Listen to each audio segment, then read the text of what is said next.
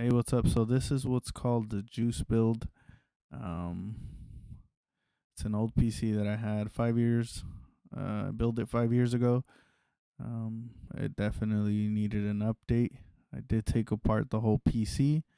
I got rid of the motherboard, the RAM, the CPU. The only thing I kept from this PC was the case, the GPU, and the power supply.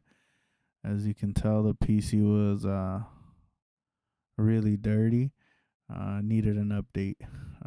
The reason we call it the juice build is because my daughter spilled juice on it about 3 years ago and 2 years ago, I think, and it destroyed my GPU. So I had to buy a new GPU. But hope you guys enjoy this little build video. And Then something just snapped. Something inside of me. I didn't care anymore.